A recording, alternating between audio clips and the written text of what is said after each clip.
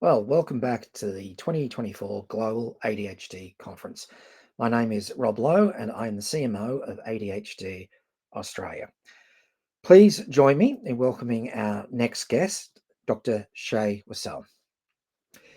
Dr. Shae Wissell is a prominent advocate and researcher for adults with dyslexia and neurodivergence. She holds a Master's of Public Health and Health Administration and a Doctor of Public Health, is a certified speech pathologist, and has extensive entrepreneurial experience in health and social enterprise. As the director of Rethink Dyslexia and founder and chair of the Dear Dyslexic Foundation, Shae uses her research, lived experience, and expertise to provide coaching, advocacy, and workforce solutions for individuals and organisations. And if that wasn't enough, Shae also has a new book out this month, a book that's been designed with you, the reader, in mind. Welcome to our conference, Shae. Thank you so much for having me. I'm really excited to be here tonight. Excellent. You are busy, apart from those extraordinary accomplishments. October is ADHD Awareness Month internationally, but also Dyslexia Awareness Month. That's correct, yeah? It is, and I happen to be matching your colour scheme tonight rather than the red. There you go. Excellent. Well, yes, you can do that tomorrow onwards. So we'll crack on. We mentioned in the intro that you're a director at Rethink Dyslexia. What is the organisation about, and what do you and the team do there? So we are a national social enterprise with a team actually that's globally situated, and we work with young people and adults that have dyslexia and other neurodivergences. So we originally started with dyslexia because I have dyslexia and dysgraphia. And over the last 18 months, we've had a lot of particularly women coming to see us that have co-occurring ADHD and or autism. And so we run a number of programs to support young people and adults with job access funding, dyslexia screening, a broad range of services, and a lot of mental health support as well, because we know that's a co-occurring difficulty that we can have. And we do a lot of workplace training and workplace consulting as well. And everything we do is underpinned by my research that I've just finished at the end of last year with La Trobe University. But we originally started with podcasts, and so they've been running for 6 years now. And that was to start sharing the stories of adults with dyslexia, because we really didn't have anyone talking about it 6 years ago. But I think we've seen a real movement occurring across the neurodivergence at the moment, and we are having a lot more opportunities to have these types of conversations. So I really am thrilled to be here tonight.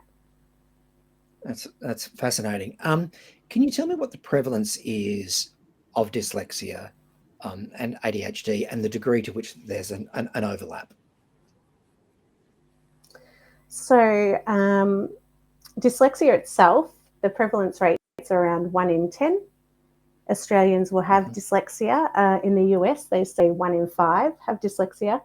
And then at the moment, the research is telling us that around 40% of those with dyslexia will always also have ADHD. But we're seeing that change consistently at the moment, as we see more and more, particularly women, being diagnosed in adulthood with both dyslexia and ADHD. So I would expect that that's starting to climb, and the prevalence rates are changing globally all the time for all the different neurodivergent conditions as more people get the opportunity to be assessed.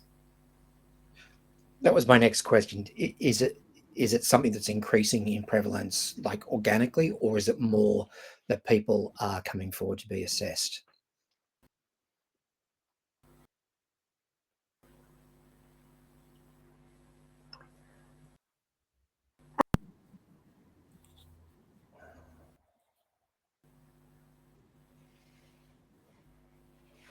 I think there's a bit of a mix. I think parents are seeing their children get assessed, and we know that neurodivergence, whether it's dyslexia, ADHD or autism, is highly genetic in nature.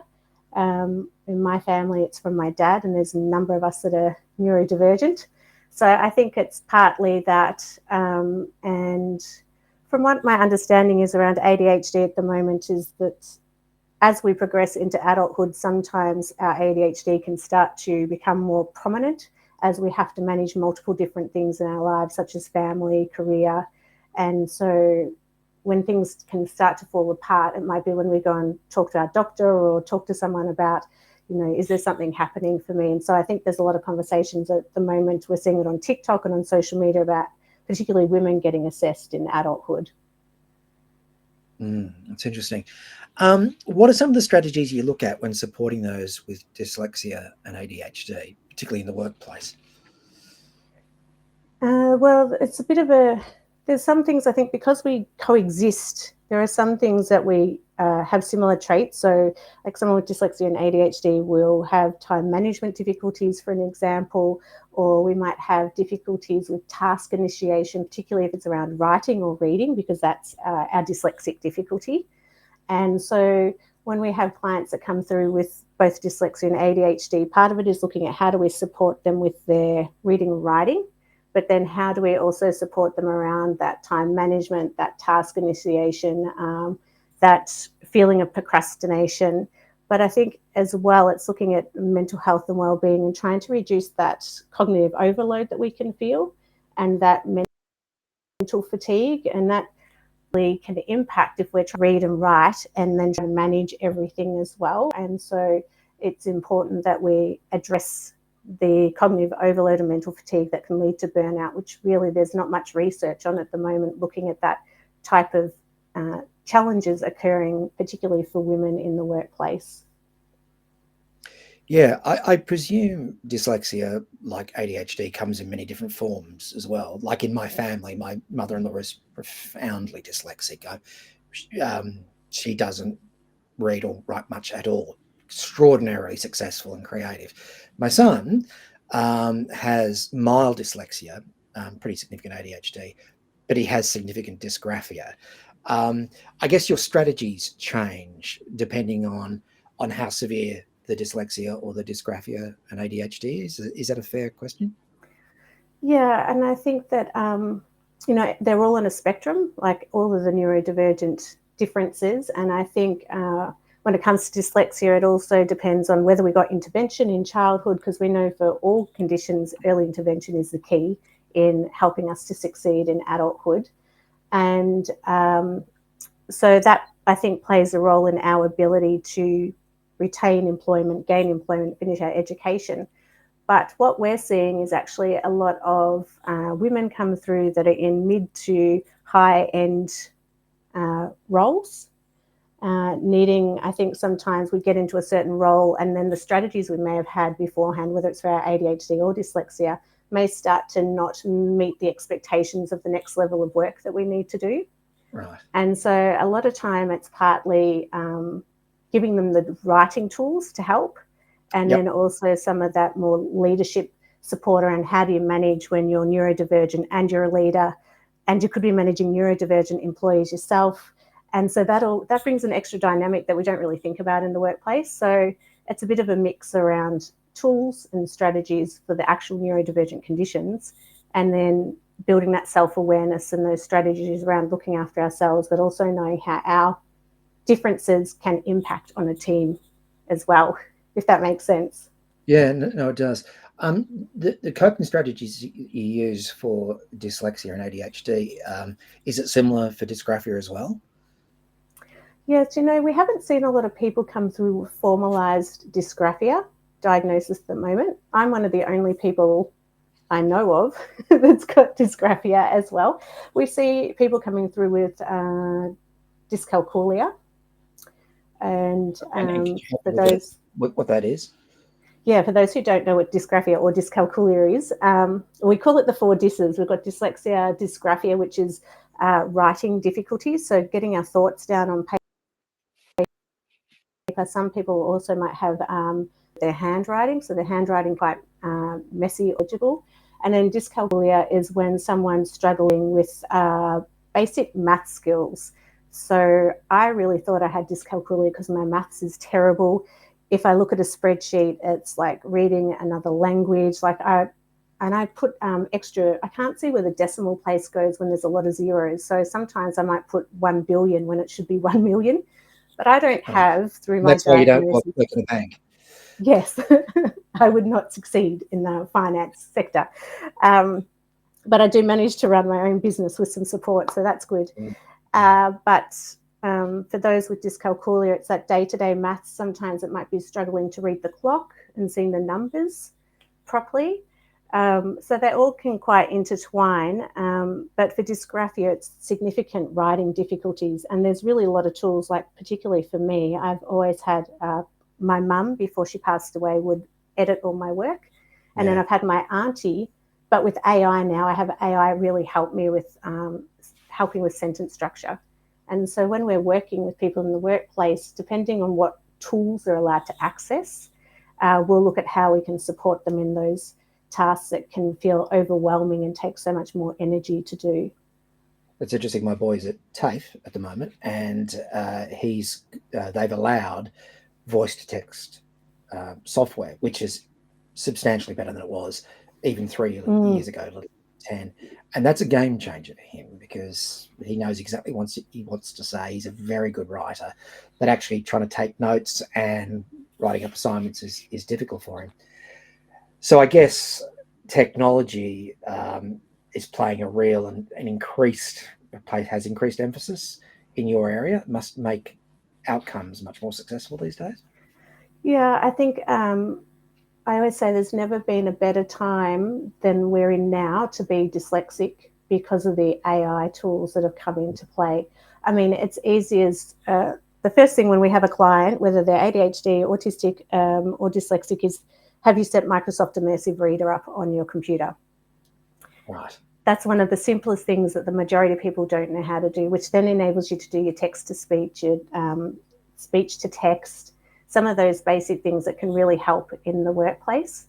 But because dyslexia is more than just reading difficulties, across the neurodivergences, we all have executive functioning difficulties. But like for me, I really struggle with navigating. And so I'm old enough to know what a Malways is. And I used to have to, for those in overseas who don't know what a Malways is, it was a book of maps and how to get to certain places. And I used to have to stop and use a public phone to call my sister and try to explain to her where I was on the Malways so she could get me out because I get so lost. Oh, so just having Google Maps has been life-changing, where I can travel internationally now and I've got a map that can help me. And I mean, it's not perfect. I still need extra time to get to that location. I have to find the numbers on the street. And because Google does a pin drop, it's not exact. So I still need extra time to find where I am. But for us as dyslexics, there's so many tools out there now that are available that can edit our work and can help us communicate in a way that, you know, even 5 years ago we couldn't have done. Forgive me for getting into the weeds a bit, but I guess I've got a personal interest as well. You talked about turning on Immersive Reader in Microsoft. If you're in the workplace, you may or may not want to admit that you've got certain challenges, be that ADHD or dyslexia or dysgraphia, and that's just something that we'll be covering off in this conference. There's a whole lot of software, as I mentioned before, that can help you, but that presupposes that you have the condition, you admit it at work, and you request that software. Do you have a view on that about whether people should advocate and say that that's a challenge or not, or does it depend on the case? I was just wondering on your view.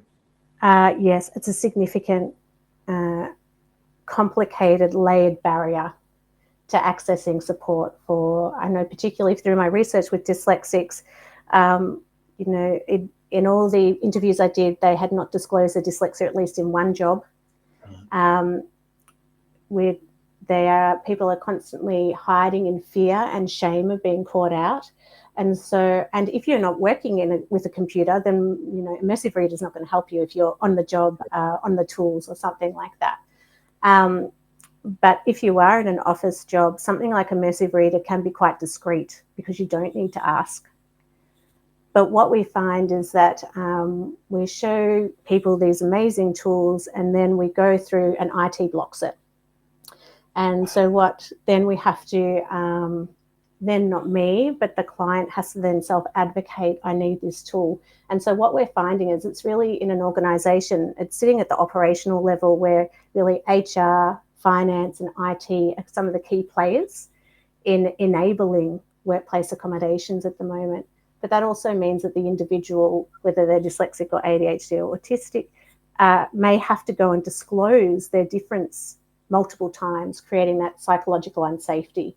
And so I think there's a lot of work to be done in Australia, particularly around how we start to reduce some of these barriers and reduce these situations of psychological unsafety. And it's a really big challenge at the moment for individuals. No, it's fascinating. We were saying earlier that it's Dyslexia Awareness Month. You're celebrating that, amongst other things, with a new book. It's Australia's first research on adult dyslexia, which touches on dyslexia and ADHD. What's the book called, and where can we buy it, and what are the central themes?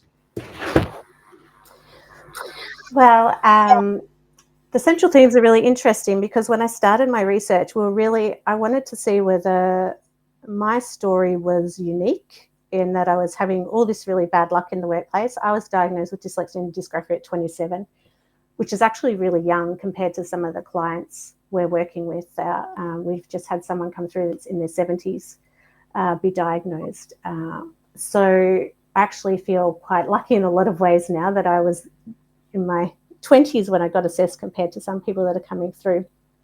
But I wanted to do the research because, one, there was nothing in Australia, like there were no podcasts at the time, and whether it was just bad luck and it was bad job choices, or whether this was actually happening for others that were dyslexic in our community. And sadly, but not surprisingly, I wasn't unique. And it's not sad that I'm not unique. It's sad that this is happening to a significant number of the dyslexic community at the moment, these challenges that I had faced personally, from mental health through to being terminated in my job before my probationary period because of my dyslexia. So originally it was focused on the workplace, but as we interviewed and did the research, we started to create this journey of what was happening from children through into adulthood and what that journey looked like for dyslexics. And that's something that has never really been looked at before. We've got a lot of research in reading, got a lot of research around phonics and whole language and lots of debates around it. And we've got research coming out about young people and mental health. But once we get out of tertiary education, there's just this hole in Australia. There's actually been nothing that looks at what happens when you go into adulthood. Oh. And so we've been able to cover from school trauma all the way through to what we've called the golden threads, which is what creates the person that we end up being as we progress into adulthood. But it was hard to write, and at times I felt this is a really depressing book. But we've been able to start to demonstrate what's really happening for adults with dyslexia in Australia and what we can start to do to make change and to improve and to create, to reduce some of these systemic barriers that we're facing at the moment. When you were doing that work, were there any things that you discovered, any observations that you made that were a surprise to you, even though you've obviously been in this industry for a while? Was there anything that was surprising, or is there anything that you think our viewers across the world today may be surprised by?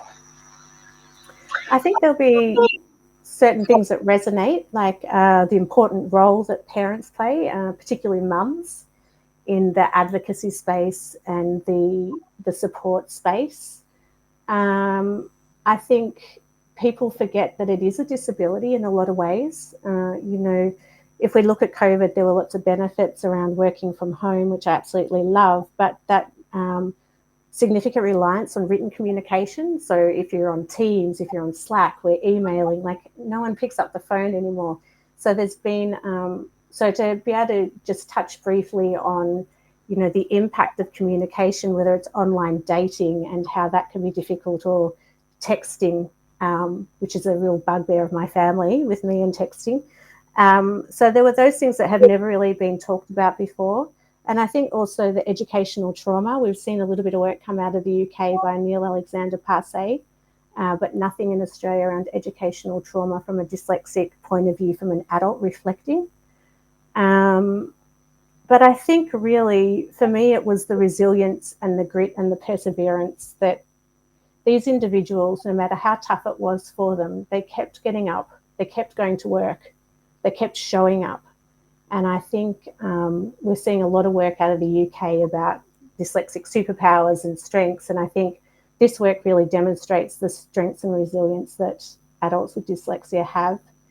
And I don't think we've really ever discussed the significant discrimination that we're facing at the moment. Yeah, that's extraordinary. Where is the book available? Where can people buy it? Well, we've got our first book launch in Melbourne. Yep. Next Saturday, which is exciting, and the amazing Mel Webster from ADHD Australia, which everyone knows, will be part of our panel discussion, sharing some of her lived experience, which I'm really excited to hear about. And then if anyone's interested in purchasing it, you can click the QR code and that will take you through to the bookstore where you can get a copy that hopefully will be out next week, all going to plan. And then we're taking on a bit of a book tour around to Perth, Tasmania, Hobart, and in Canberra. We're finishing up in November. And are there any plans to sell it overseas or an audio version or? Yes, I would be very undyslexic if I did not do an audio book. So it will be in an ebook form, so people can listen to it online. But otherwise, I'm hoping in the next couple of months, once it goes live, that I can then do an Audible book as well. And I think really just highlight the need for us to start doing some research into dyslexia in adulthood, but also how it interlinks so closely with other differences like ADHD as well. Yes, it would be great to have an audio book because there's 106 countries that are tuning in for this conference, and their needs are very, very similar, and I'm sure that they would love to see that. This is a question that will come up a lot in the conference, and that is, if I could grant you a wish, if you could wave a magic wand and you could change something about dyslexia and ADHD, neurodivergent challenges, what would it be? What would you like to see in this field that would be life-changing? One thing, I think it would be if we could just, I think it would be if we could just try and lead with more kindness, empathy, and understanding. Because we are all different, regardless of being neurodivergent. I mean, that's what makes us the human race. And I think for me, at the moment, there's such a significant lack of understanding in Australia around adulthood dyslexia. And I think people just need to start listening. Listen to the stories, listen to what people are telling you, and lead with curiosity and kindness. Awesome. I can't think of a better way to conclude this conversation than with those words. Dr. Wissell, thank you so much for coming on today and sharing your time. Good luck this with Dyslexia Awareness Month and, of course, the book launch. And thank you very much for being here. Thank you so much for having me, and I'll swap colours to red tomorrow. Yes, I will too. Thank you so much. Enjoy the conference, everyone. Thanks for tuning in. Thank you, Doctor. Bye-bye.